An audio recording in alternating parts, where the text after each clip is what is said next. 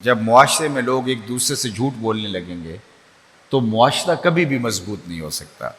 اس لیے اللہ کے محبوب علیہ الصلوۃ والسلام نے اس کو فروغ دیا اور جھوٹ کی اتنی مذمت کی کہ حضور کے صحابہ نے حضور سے پوچھا، حضور مومن بزدل ہو سکتا ہے؟ فرمایا نہیں، بہادر ہوتا ہے، لیکن ہو سکتا ہے کبھی بزدلی بھی کر جائے۔ پھر پوچھا کہ مومن بخیل ہو سکتا ہے؟ کہا نہیں، سخی ہوتا ہے، لیکن ہو سکتا ہے کبھی وہ بخل بھی کر جائے۔ بلکہ ایک روایت میں آیا کہ جو اولاد ہوتی ہے مبخلتن و مجبنتن، یہ تھوڑا تھوڑا بخیل بھی بنا دیتی ہے اور تھوڑا تھوڑا بزدل بھی بنا دیتی ہے۔ جب انسان صاحب اولاد نہیں ہوتا تو دلیر بھی بڑا ہوتا ہے، مشکل جگہ پہ بھی چھلانگ لگا دیتا ہے اور شاہ خرچ بھی ہوتا ہے، لیکن جب اولاد ہو جاتی ہے تو تھوڑا اولاد کے لیے بزدل بھی تھوڑا سا بن جاتا ہے، تھوڑا سا کنجوس بھی بن جاتا ہے۔ تو فرمایا مومن سخی ہوتا ہے، لیکن ہو سکتا ہے کبھی وہ بخل بھی کر جائے۔ مومن بہادر ہوتا ہے، ہو سکتا ہے کبھی بزدلی بھی کر جائے۔ تیسرا سوال حضور سے کیا گیا، مومن جھوٹا ہو سکتا ہے؟ تو آقا کریم نے فرمایا کہ مومن جھوٹا نہیں ہو سکتا، یہ طے شدہ بات ہے، یہ حقیقت واقعہ ہے، مومن ہو اور جھوٹا ہو یہ نہیں ہو سکتا۔ اور ہم کیا کہتے ہیں، جھوٹ نہ بولیں تو سودا ہی نہیں بکتا۔ جاپان والے کیسے بیچ لیتے ہیں؟ ہمارا سودا نہیں بکتا، لیکن پوری دنیا جھوٹ کے بغیر چل رہی ہے اور ہم جھوٹ کو فن سمجھ لیا اور اس کو اپنی زندگی کا جزو لا ینفک سمجھ لیا، اور ہم قدم قدم پہ جھوٹ بولتے ہیں۔ شوہر بیوی سے، بیوی شوہر سے، اولاد باپ سے، باپ اولاد سے، چھوٹا بڑے سے، بڑا چھوٹے سے، پورا معاشرہ جھوٹ کی لپیٹ میں ہے۔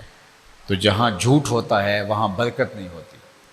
کہتے ہیں جب کوئی شخص جھوٹ بولتا ہے، حدیث پاک میں آتا ہے، تو اس کے منہ سے بدبو نکلتی ہے جس کو ہم تو نہیں سونگھ پاتے، لیکن اللہ کے نورانی فرشتے، حساس فرشتے اس کو سونگھتے ہیں اور وہ پھر 1 میل دور ہو جاتے ہیں۔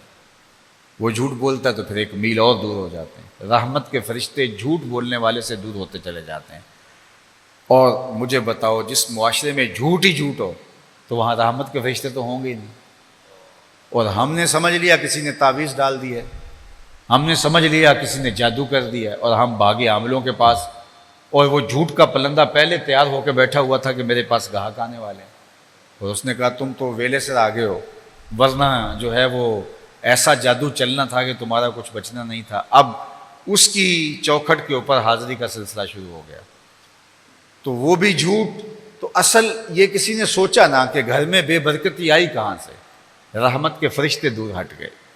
جب رحمت لانے والے فرشتے تمہارے گھر میں بدبو کی وجہ سے، تعفن کی وجہ سے نہیں آتے تو پھر کس طرح گھر میں برکتیں اتریں گی؟ تو اس لیے جھوٹ زندگی سے نکال کر کے سچائی کے ساتھ اپنے آپ کو جوڑنا، یہ حضور کی سیرت کا عنوان ہے۔ اور میں آپ کو بتاؤں کہ آقا کریم نے ابھی اعلان نبوت نہیں کیا تو حضور کے لیے صادق اور امین کا لفظ بولا جاتا تھا، اور یہ صادق اور امین کا لفظ حضور کے محبین نے حضور کے لیے نہیں دیا، جو حضور کے دشمن بھی ہو گئے وہ بھی حضور کو صادق اور امین کہتے تھے۔ اور حضور کی امانت کے لیے ان کا اعتقاد دیکھیے، جب حضور کو شہید کرنے کی سازش کی جا رہی ہے اور دارالندوہ میں بیٹھ کے ہر برادری کا ایک شخص جوڑا گیا کہ حضور کی زندگی کا چراغ بجھا دے، اور گھر کا محاصرہ کر دیا گیا، لیکن حضور کے گھر میں ان کی امانتیں پڑی ہوئی۔ حضور اتنے امین تھے کہ انہیں یقین تھا کہ ہماری امانتیں ضائع نہیں ہوگی، ورنہ سب سے پہلے تو امانتیں حضور سے واپس لیتے، لیکن ان کی امانتیں حضور کے گھر میں پڑی تھی اور وہ حضور کو شہید کرنے کے در پہ تھے اور گھر کا گھیراؤ کر دیا۔ اور آقا کریم نے سیدنا علی المرتضیٰ رضی اللہ تعالیٰ عنہ کو فرمایا کہ میرے بستر پہ لیٹ جاؤ اور صبح کو ان کی امانتیں دے کے واپس تم بھی مدینے چلے آنا۔ جو جان کے دشمن ہیں، خون کے پیاسے ہیں، ان کی امانتوں کا یہ خیال، یہ کردار تھا میرے حضور صلی اللہ علیہ وآلہ وسلم کا۔ آج میری اور آپ کی صرف تقریریں رہ گئی ہیں، ہمارا کردار نہیں ہے۔ جو دوسروں پر اثر انداز ہوتا ہے وہ کردار ہوتا ہے۔ حضرت شاہ نقش بند بخاری علیہ رحمہ فرماتے ہیں، جس شخص کی خاموشی فائدہ نہیں دیتی اس کی تقریر بھی فائدہ نہیں دیتی۔ اس لیے ہمیں زیادہ ضرورت اپنے کردار کی ہے۔ مجھے بتائیے، میرے اور آپ کے آقا و مولا کی ظاہری حیات 63 برس ہے اور 40 سال تک حضور نے اعلان نبوت ہی نہیں کیا۔ ذمہ کام کیا ہے؟ هو الذی ارسل رسولہ بالہدی ودین الحق لیظہرہ علی الدین کلہ، تمام ادیان پر دین اسلام کو غالب کرنا، یہ حضور کا مقصد تھا۔ اور اس کے لیے ٹائم پیریڈ کیا ہے؟ 63 سالہ کل زندگی، اور 40 سال ایسے بیت گئے، اعلان ہی نہیں کرنے دیا گیا، ابھی کام نہیں شروع کرنے دیا گیا۔ مجھے بتاؤ، یہ اتنی بڑی عمارت ہے اور اتنا بڑا ایریا ہے، اور یہ جو ہے وہ 2-3 منزلیں ہیں، تو یہ 1 سال کے اندر مکمل کرنی ہو تو آپ کسی کو ٹھیکہ دیں اور آپ اس کو کام ہی نہ شروع کرنے دیں، تو وہ کہے گا جو مجھ کو آپ نے ٹائم دیا ہے کہ اس کو جلدی بنانا ہے، 1 سال کے اندر اندر بنانا ہے، تو میں تو دن رات ایک کر دوں گا، تو آپ مجھے ابھی کہتے ہیں 3 ماہ بعد کام شروع کریں، تو میرا تو وقت ضائع ہو رہا ہے۔ اب کام کیا ہے ذمہ؟ پوری دنیا پر اسلام کو غالب کرنا، اور ٹائم پیریڈ کیا ہے؟ 63 برس حضور کی زندگی، اور 40 سال تک اعلان ہی نہیں کرنے دیا گیا، اور صرف 23 سال حضور نے تبلیغ کیا ہے اور دین کو غالب کر دیا۔ وہ جو 40 سال تھے، حضور نے زبان سے تبلیغ تو نہیں کی ہے، لیکن حضور کے کردار کی تبلیغ۔ جب جبل فارا پہ حضور لے گئے، جو ہے وہ کوہ صفا پہ سب صنادید قریش کو، تو اس وقت حضور نے یہی بات کہی تھی، مجھے بتاؤ اگر میں کہوں پہاڑ کی دوسری جانب سے ایک لشکر آ رہا ہے جو تمہیں تاخت و تاراج کر کے رکھ دے گا، تو میری بات مان جاؤ گے؟ انہوں نے کہا نظر نہ بھی آیا تو ہم کہیں گے ہم اندھے ہیں، آپ سچے ہو، آپ کی صداقت پہ اتنا میں یقین ہے۔ تو فرمایا پھر مان لو اللہ ایک ہے۔ تو اس وقت حضور نے کہا تھا کہ میں نے تمہارے اندر 40 سال زندگی گزاری، بتاؤ میں نے کبھی جھوٹ بولا؟ انہوں نے کہا نہیں۔ میں نے امانت میں کبھی خیانت کی؟ انہوں نے کہا نہیں۔ تو کہا پھر میں اب کیوں کروں گا؟ نجاشی کے دربار کے اندر جب نہ ہرکل کے دربار کے اندر، نجاشی کے دربار کے اندر جب ابو سفیان جاتے ہیں تو وہاں بات ہوتی ہے، تو بات کرتے کرتے اس نے کہا مجھے بتاؤ کہ ان کے بارے میں تمہارا پہلے خیال کیا تھا جب انہوں نے اعلان نبوت نہیں کیا؟ تو انہوں نے کہا جی صادق اور امین کہتے تھے۔ تو کہا کہ پھر اب کیا ہو گیا؟ تو اب بھی وہ صادق ہے اور اب بھی وہ امین ہے۔ تو یہ کردار ہوتا ہے۔ تو میرے حضور علیہ السلام کا کردار تھا۔ دیکھیے حضرت انبیاء علیہ السلام نے تبلیغ کی ہے، لیکن انہوں نے ماں کی گود میں ہی آ کر کے پیغمبروں نے کہا کہ ہم اللہ کے سچے رسول ہیں، دعوت دی، اللہ تعالیٰ نے ان کو بہت پذیرائی بھی بخشی۔ لیکن حضور علیہ السلام کا 40 سالہ کردار جو تھا، جو پیش کیا گیا، جو قیامت تک آنے والی نسل کے لیے لاہ عمل تھا، وہ ہمیں بتاتا ہے، ہمیں ترغیب دیتا ہے کہ کردار کا زور کتنا ہوتا ہے۔ صرف 1,44,000 لوگ حجۃ الوداع کے موقع پر حضور کے سامنے کھڑے تھے، یعنی جو 23 سال کی تبلیغ تھی یہ اس کا نتیجہ ہے۔ تو مورخ اسلام افی جالندری نے کہا تھا وہ کڑکا تھا ایک بجلی کا یا کہ صوت ہادی، عرب کی زمین جس نے ساری ہلا دی۔ تو وہ کردار کا زور تھا جس نے گفتار کو معتبر کیا۔ ہمارا کردار جو پیچھے ہوتا ہے وہ ہمارے کردار کو ہماری گفتار کو معتبر کرتا ہے، لیکن ہمارا کردار ہماری گفتار کی مطابقت میں نہ ہو تو پھر ہمارے لفظ ہواؤں میں اڑ جاتے ہیں تتلیوں کی طرح، اپنا رنگ تو جماتے ہیں لیکن وہ دلوں پر اثر نہیں کرتے۔ تو اللہ کے محبوب علیہ السلام کا یہ وصف نمایاں۔ اور پھر چھٹی چیز ام المومنین نے کیا کہا کہ وَتُعِينُ عَلَى نَوَائِبِ الْحَقِّ، مشکل وقت میں جب کوئی پھنس جاتا ہے اور حق کے راستے پہ وہ ہوتا ہے تو ہم نے دیکھا کہ اس شخص کے ساتھ کوئی کھڑا ہوتا ہے تو آپ نظر آتے ہیں۔ تو جو شخص کسی ملامت کی پرواہ کیے بغیر حق کے ساتھ کھڑا ہوتا ہے تو اس کو اللہ کبھی بھی بے آبرو نہیں کر سکتا۔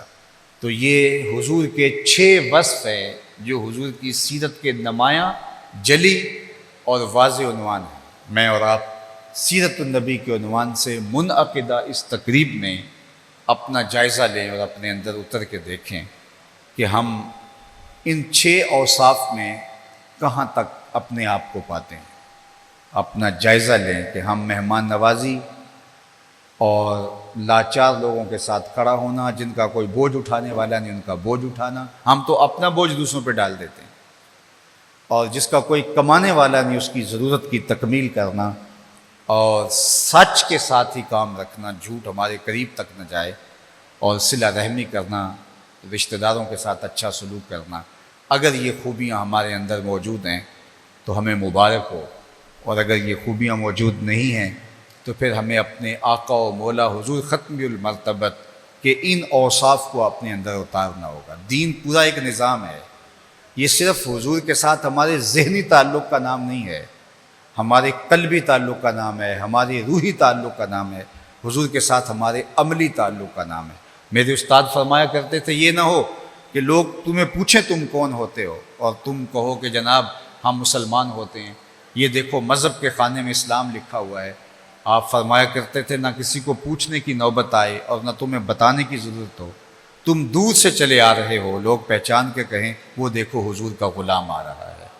ہم کسی سے کاروبار کریں تو پتہ چلے کہ ہم حضور کے غلام ہیں، کسی سے وعدہ کریں تو پتہ چلے کہ یہ حضور کا غلام ہے، یہ وعدہ خلافی کیسے کر سکتا ہے۔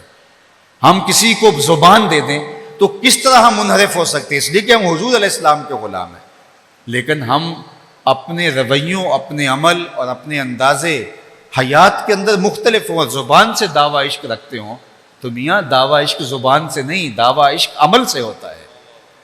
عاشق ہر کوئی آکھے پر عاشق بندا مر کے، زہر پیالہ کوئی نہیں پیندا پر عاشق پیندا بھر کے۔ محبوب کے ساتھ اپنے آپ کو جوڑ دینا۔ حضرت سیدنا صدیق اکبر کی زندگی دیکھیے، جب آپ مکے کو چھوڑ کے جا رہے ہیں تو رستے میں ایک قریش کا سردار ہے ابن الدغنہ، وہ ملتا ہے اور کہتا ابو بکر کدھر جا رہے ہو؟ تو کہا کہ تیرے شہر کے لوگوں نے تنگ کر دیا، میں شہر چھوڑ کے جا رہا ہوں۔ اس نے کہا میں آپ کو امان دیتا ہوں، آپ واپس آ جائیں۔ تو حضرت ابو بکر نے کہا کہ نہیں میں تو جا رہا ہوں۔ اس نے کہا نہیں، آپ جیسے لوگوں کو شہر سے نہیں جانا چاہیے۔ کیوں؟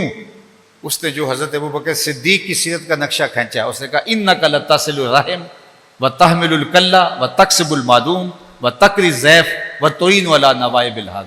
وہی خوبیاں جو حضور میں تھی اس کا عکس جناب ابو بکر میں موجود ہے۔ تو میں اور آپ دیکھیں، اگر ہم حضور کے عاشق اپنے آپ کو کہلاتے ہیں تو پھر دیکھیں کہ اس محبوب کا، اس کی سیرت کا عکس ہماری زندگی میں موجود ہے۔ کیسا ہو سکتا ہے کہ ہم ان کے رنگ میں رنگے نہ جائیں اور ہم ان کے عاشق کہلائیں؟ یہ کیسے ہو سکتا ہے؟ یہ ممکن ہی نہیں ہے۔ اس لیے ہمیں ان کی محبت کے سانچے میں ڈھلنے کا عملی ثبوت یہ دینا ہوگا کہ ہمارے رویوں سے پتہ چلے کہ یہ حضور کا عاشق ہے، یہ حضور علیہ السلام کا غلام ہے، یہ حضور علیہ السلام کا ماننے والا ہے، یہ حضور علیہ السلام کا امتی ہے۔ اور جب کہ ہمارے رویے اور ہوں اور ہمارا دعویٰ عشق کسی اور کے ساتھ ہو تو یہ ایسا نہیں چلتا۔ چو بنا میں مصطفیٰ خانم درود، از خجالت آب می گردد وجود، عشق می گوید کہ محکوم غیر، سینہ تو از بتا مانند دیر، تا نداری از محمد رنگ و بو، بر زبان خود میالہ نام ہو۔ اقبال نے کہا پھر ان کے نام کو اپنی زبان سے میلا نہ کر اگر ان کی سیرت کا عکس تیرے وجود پر نہیں ہے۔ یاری لا تو پاک نبی سنگ اے پر پوری یاری، پھر درود قبول ہے تیرا لکھ نہ لو ایک واری۔ پھر تو لاکھ مرتبہ نہیں بھی پڑھا لیکن ایک مرتبہ بھی پڑھا ہے، لیکن ان کی سیرت کے سانچے میں ڈھل گیا تو وہ تیرے لیے کافی ہوگا۔ لیکن تو یہ نمائش کرتا پھرتا ہے میں اتنے کروڑ مرتبہ پڑھا ہے، لیکن تیرا عمل تو گواہی نہیں دے رہا۔ تیری زبان سے عشق رسول کا دعویٰ تو بہت بار سنا ہے، لیکن تیرے ایک رویے سے بھی نہیں پتہ چلتا کہ تو حضور کا عاشق ہے۔ تو حضور علیہ السلام کے نام کا نعرہ لگاتا ہے تو زمین کانپنے لگتی ہے، لیکن تیرے رویے کے اندر ایک بھی ان کی سیرت کا شمع موجود نہیں ہے، تو پھر جو ہے یہ سب کچھ زبان سے اوپر ہے۔ جو دعویٰ ہے وہ دلیل مانگتا ہے، دلیل کے بغیر دعویٰ قابل قبول نہیں ہوتا۔ عشق رسول دعویٰ ہے، اتنی دیر تک وہ قابل قبول نہیں ہوگا جب تک وہ دلیل کے ساتھ جڑا نہیں ہوگا۔ آؤ میں حضور علیہ السلام کی سیرت کا صرف ایک واقعہ آپ کے سامنے عرض کر کے آپ اپنی گفتگو کو سمیٹ لیتا ہوں۔